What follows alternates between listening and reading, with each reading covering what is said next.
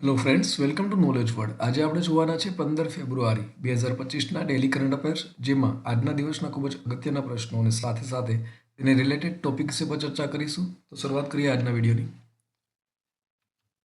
પ્રથમ પ્રશ્ન છે, તાજેતરમાં ફોય સાગર તળાવનું નામ બદલવામાં આવ્યું છે. તો આ તળાવ કયા રાજ્યમાં આવેલ છે? હવે વાત આવી છે ફોય સાગર તળાવની, તો આ જે તળાવ છે તે રાજસ્થાન રાજ્યમાં આવેલું છે. માટે ઓપ્શન નંબર સી છે તે આપણો જવાબ આવશે. તેના વિશે વાત કરીએ તો આ જે તળાવ છે તે 132 વર્ષ જૂનું છે અને હાલમાં આ જે ફોય સાગર તળાવ છે તેનું નામ બદલી અને વરુણ સાગર તળાવ છે તે કરી દેવામાં આવ્યું છે. આ પણ આપણા માટે ખાસ અગત્યનું છે. હવે ફોય સાગર તળાવ શા માટે નામ પડ્યું હતું તેનું? તો કે તેનો જે બનાવનાર છે તે બ્રિટિશ એન્જિનિયરિંગ ફોય હતા અને તેના નામ ઉપરથી તેનું નામ ફોય સાગર તળાવ છે તે પાડવામાં આવ્યું હતું, જેનું નામ હાલ વરુણ સાગર તળાવ છે તે થઈ ગયું છે. આ સિવાય પણ 113 વર્ષ જે જૂના કિંગ એડવર્ડ મેમોરિયલ હતું ત્યાંનું, તેનું પણ નામ બદલી અને Maharshi Dayanand Saraswati memorial rest house છે તે રાખવામાં આવ્યું છે. વાત કરીએ આપણે રાજસ્થાનની, તો ભારતના નકશામાં રાજસ્થાનનું સ્થાન છે તે તમે જોઈ શકો છો. તે ઉત્તર ભારતમાં આવેલું એક રાજ્ય છે અને ક્ષેત્રફળની દ્રષ્ટિએ ભારતનું સૌથી મોટું રાજ્ય છે. વાત કરીએ તો 30 માર્ચ 1949માં રાજ્ય તરીકેનો દરજ્જો છે તે પ્રાપ્ત થયો હતો. રાજસ્થાનની રાજધાની છે તે જયપુર છે, જેને આપણે ગુલાબી શહેર તરીકે પણ ઓળખીએ છીએ, જેને આપણે પિંક સિટી તરીકે પણ જાણીતું છે. અને સૌથી મોટું શહેર તે પણ જયપુર છે. હાલના રાજ્યપાલ તેના છે હરિભાવ કિશનરાવ બાગડે અને મુખ્યમંત્રી છે ભજનલાલ શર્મા. ત્યાર પછી જોઈએ,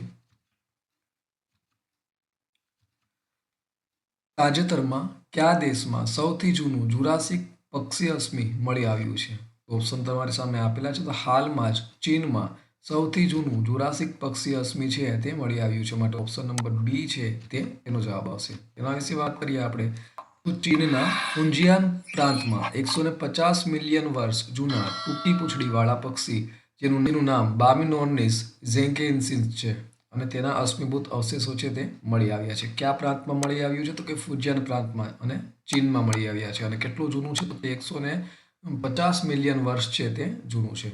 એની શોધ છે તે ફુજિયન પ્રાંત દક્ષિણ પૂર્વ ચીનમાં થઈ છે અને લગભગ એટલું તો કે 150 મિલિયન વર્ષ છે તે જૂનું છે. ત્યાર પછી જોઈએ,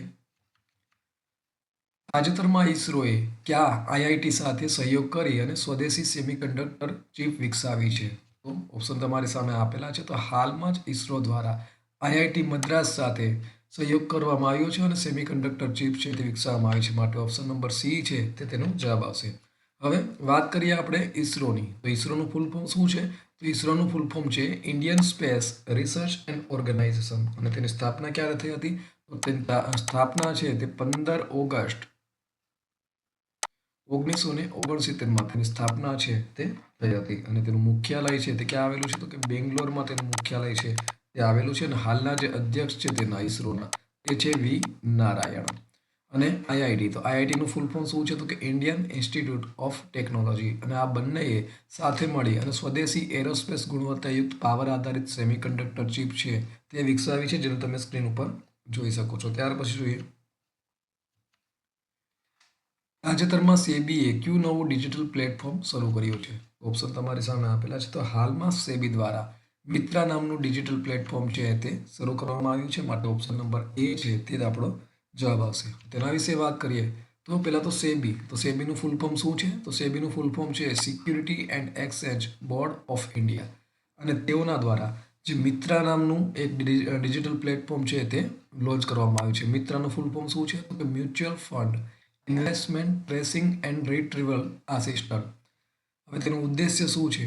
તો કે હાલમાં જે રોકાણકારોના નિષ્ક્રિય અથવા તો દાવો ન કરેલા જે મ્યુચ્યુઅલ ફંડ છે તેના ફોલિયોને શોધવાનું કામ છે અને તેને પુનઃ પ્રાપ્ત કરવાનું છે. અને તેનું સંચાલન છે તે CAMS અને KFIN ટેકનોલોજી લિમિટેડ દ્વારા કરવામાં આવી રહ્યું છે. ત્યાર પછી જોઈએ, તાજેતરમાં કયા ભારતીયને આઈસીસી ચેમ્પિયન ટ્રોફી 2025 માટે ઇવેન્ટ એમ્બેસેડર તરીકે નિયુક્ત કરવામાં આવ્યા છે? તો ઓપ્શન તમારી સામે આપેલા છે. તો હાલમાં શિખર ધવન છે તેઓ આઈસીસી ચેમ્પિયન ટ્રોફી 2025 માટે ઇવેન્ટ એમ્બેસેડર તરીકે નિયુક્ત કરવામાં આવ્યા છે. માટે ઓપ્શન નંબર સી છે તે તેનો જવાબ આવશે. હવે આ છે શિખર ધવન, જેને તમે સ્ક્રીન ઉપર જોઈ શકો છો. અને તેઓને 19 ફેબ્રુઆરીથી 17 માર્ચ દરમિયાન પાકિસ્તાન અને દુબઈમાં યોજાનાર આઈસીસી ચેમ્પિયન ટ્રોફી 2025 માટે ઇવેન્ટ એમ્બેસેડર તરીકે નિયુક્ત કરવામાં આવ્યા છે.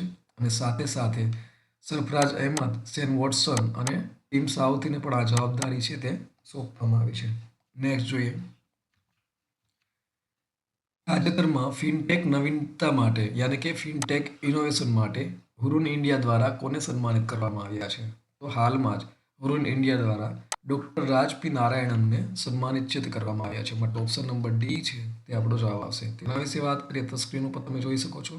આ છે ડૉક્ટર રાજ પી નારાયણ અને તેઓ ઝેગલના સ્થાપક છે. અને તેઓના દ્વારા ફાઇનાન્શિયલ સોલ્યુશન ઇનોવેશન માટે 2024નું હુરુન ઇન્ડસ્ટ્રી એચિવમેન્ટ એવોર્ડ છે તે જીતવામાં આવ્યો છે. શા માટે આપવામાં આવ્યો છે? તો કે ટેકનોલોજી સંચાલિત ગ્રાહક કેન્દ્રિત નવીનતાઓ દ્વારા નાણાકીય ઉકેલોમાં પરિવર્તન લાવવા માટે તેને આપવામાં આવ્યો છે.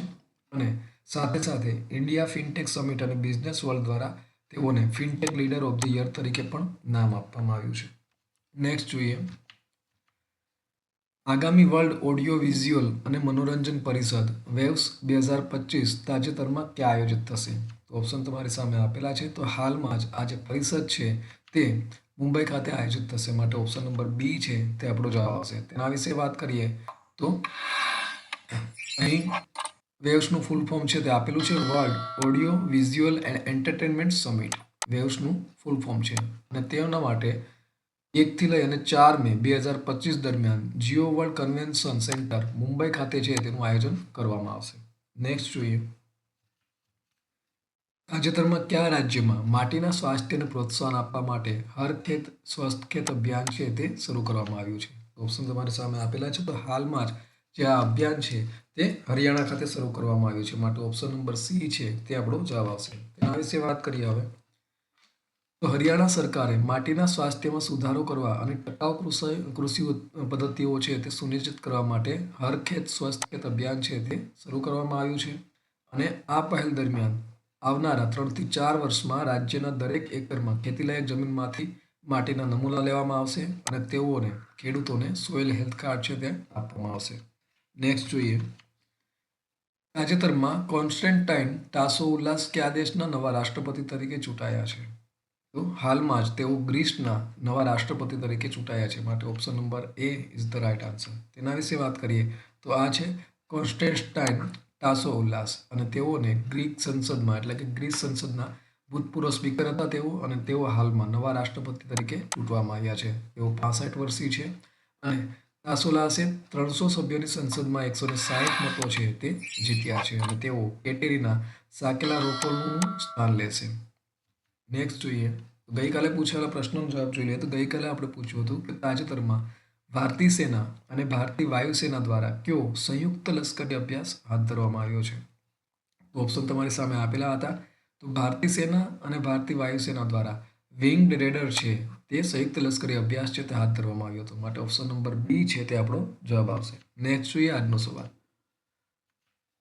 આજનો સવાલ છે તાજેતરમાં લોકસભાના અધ્યક્ષ ઓમ બિરલાએ સંસદમાં કેટલી ભાષાઓમાં અનુવાદ સેવાઓના વિસ્તરણની જાહેરાત કરી છે? ઓપ્શન તમારી સામે આપેલા છે. ઓપ્શન નંબર એ 4, બી 5, સી 6 ભાષા અને ડી 7 ભાષા. આમાંથી સાચો જવાબ તમારે કોમેન્ટ બોક્સમાં કોમેન્ટ કરી અને જણાવવાનો રહેશે. તો આ સાથે આજના દિવસનો જે વિડીયો છે તે અહીં પૂર્ણ થાય છે. બીજા અગત્યના વિડીયોની લિંક તે અહીં સ્ક્રીન ઉપર આપેલી છે જ્યાંથી તમે તે વિડીયો છે તે જોઈ શકશો. તો આ સાથે આજનો વિડીયો પૂર્ણ થાય છે. ફરી મળીશું બીજા નવા વિડીયોમાં. ત્યાં સુધી રજા આપશો.